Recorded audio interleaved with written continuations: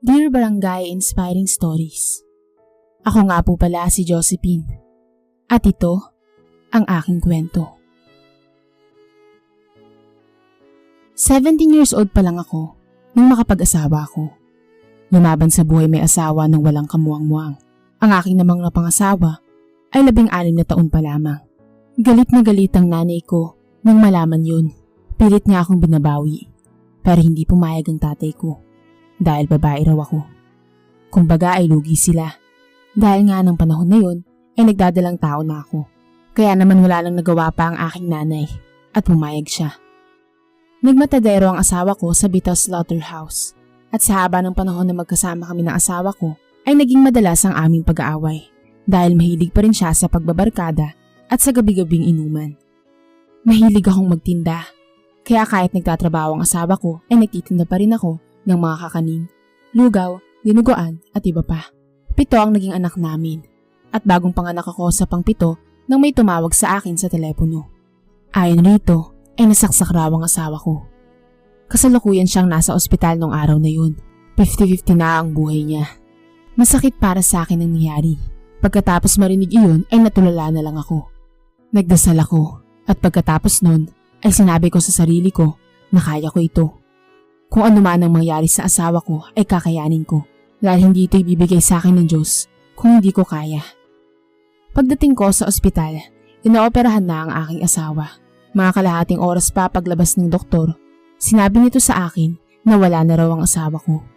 Patay na raw. Labis ang sakit na naramdaman ko ng araw na yun. Sobra kong minahal ang asawa ko, ngunit hindi ko iyon pinakita sa harap ng maraming tao. Nagtapang-tapangan ako. Ni hindi ako umiyak. Sinabi ko sa sarili ko na kailangan kong magpakatatag para sa mga anak ko. 1 linggong nakaburol ang asawa ko at sa mismong araw ng kaarawan ko siya ay nilibing. Labis ang pagtangis ng aking puso, ngunit ang aking mga mata ay walang luha na tumutulo. Dahil sa nangyari, naisipan naming tumira sa bahay ng nanay ko. Sila ang nakatulong ko sa pagpapalaki sa mga anak ko. Nagtinda ako, namasukan, para makatulong ako sa nanay at tatay ko sa pagpapalaki sa mga anak ko. Year 2001, naisipan kong mag-apply papuntang Saudi Arabia. Agad naman akong nakaalis at nakapunta sa Riyadh. Salamat sa Diyos. Nang bumaba na ako sa eroplano, takot na takot ako. Purot dasal ang binaon ko at lakas ng loob. Pagdating ko sa airport, nandun na yung amo kong babae. Sabi niya, Amerikana daw siya at yung asawa naman niya ay Arabiano. Nung una, ay mabait si Madam, ang aking amo. Sa kwarto ng bata na anak ni Madam kami natutulog. Magkasama kami ni Madam at nung bata. Binigyan ako ni Madam ng prutas at tsokolate. Sabi niya, ituring ko siyang kapatid. Marami siyang ikinwento sa akin. Kinabukasan, pagbangon ko, inumpisahan ko ng maglinis ng kwarto. Ngunit ayaw niya akong pakilusin dahil gusto niya raw siya lang ang gagawa o maglilinis sa bahay. Kaya naman ang pinagawa niya na lang sa akin ay ang manood ng TV. Isinasama niya akong mag-shopping, mini-makeupan, at pinagsosuot ng magandang damit at alahas. Minsan naman ay nagulat ako dahil pinapaliguan niya ako at binibihisan. Nagtataka at natatakot ako sa mga ginagawa niya. Maski pagsisipilyo ay hindi ko magawa ng solo dahil gusto niya siya pa ang gagawa nito para sa akin. Maski pagbanyo nga ay hindi ko magawa eh. Habang lumilipas ang araw, lalo akong kinakabahan sa kanya. Pagod na pagod akong naglilinis ng kwarto ng anak niya.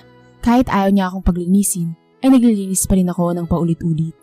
Kapag kasama ko yung anak niya ang 6 na taon, ay nananakit at nambabato ito. Ngunit pinagtitiisan ko na lamang ito. Isang araw nakita ng sir ko na hinila ng bata yung damit ko na suot at napunit ito. Nagulat ako at napasigaw dahil pinalo ng sinturon ni sir ang anak niya.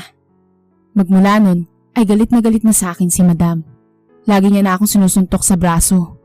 Napakasakit, puro pasa ang braso ko. Minsan naman, sipa sa paa. Doon ko naranasan yung magkapasa sa katawan. Iyak ako ng iyak ng mga sandali yun at para bang maloloka na. Panay ang pagdadasal at pagtatanong ko sa Diyos kung bakit nangyayari sa akin ng lahat ng ito. Ang nais ko lang naman ay makalikom ng pera. Ngunit bakit puro hirap ang nararanasan ko? Minsan, narinig ko na may tumatawag sa pangalan ko kahit na wala naman. Waida! Yan ang tawag sa akin ng madam ko. Na ang ibig sabihin ay bulaklak na rosas. Para na akong maniloka na hindi man lang ako binibigyan ng pagkain, walang sahod. Kahit ni minsan ay hindi man lang ako binigyan ng sahod ng madam ko. Isang araw, niyaya niya akong lumabas sa gate. Kasama yung Sri Lanka na katulong rin nila sa labas ng bahay. Naglilinis sa labas ng gate at nag-aayos ng halaman. Kapag may daraan na Arabyano, ay pinapatakbo kami papasok ng bahay. Ngunit nang mapatingin ako sa dumaraan, bigla niya akong sinampal. Galit na galit ito sa akin at ang sabi niya ay nangaakit raw ako ng lalaki. Nung panahon na yon, ay gusto ko na siyang patayin. Pati ang anak niya. Sinuntok niya ako sa muka at nagdugo ang ilong ko. Naiyak ako noon at nandilim ang paningin ko. Kaya naman sinakal ko siya. Natauhan lang ako nang tumawag siya ng mama. Binitawan ko siya at binalaan ko na kapag sinumbong niya ako sa mama niya ay muli ko siyang sasakalin. Umaagos ang dugo mula sa ilong ko. Sa sobrang sakit ng nararanasan ko sa kanya, nasal ako ng dasal. Nanaway bigyan ako ng himala at iligtas ako mula sa kamay ng mag-inang demonyo. Para na akong naloloka sa mga nararanasan ko sa mag-inang amo ko. Kinabukasan, pinaliguan niya ako at binihisan. Pumunta kami sa school ng anak niya. Gutom na ako. Nung mag-recess ang bata, inutusan niya akong bumili ng tinapay. 1 piraso para sa pagkain ko. 1 beses lang akong nakakakain sa isang araw. Kaya kapag may nakakasalubong akong tao, tinatanong ko kung Pilipino ba sila dahil humingi ako ng tulong sa bawat taong makasalubong ko para lamang mailipat ako ng amo. Gusto ko nang makaalis sa kanila. Gusto ko nang makaalis sa manlupit kong amo. Isang araw, ito na yata ang pinaka-inihintay ko. Nung makapunta kami sa Riyadh Medical Center para ipa-check up yung bata, nakita ko maraming Pilipinong nurse doon. Humingi ako ng tulong pero hindi nila ako pwedeng tulungan dahil mapapahamak sila. Sabi nila pumunta na lang ako sa Philippine Embassy. Kaya dali-dali akong lumabas ng ospital para sumakay ng taxi. Dasal lang at pananalig sa Diyos ang naging kalakasan ko. Hanggang napunta ako sa deportation center, dinala ako ng pulis na nakahuli sa akin. 25 days ako doon. At nakapagtinda ako ng mga damit at alahas sa mga nakakulong rin doon ng mga takas lang sa amo. Doon ako kumita ng pera. Hanggang sa dumating ang araw na pauwi na ako ng Pilipinas.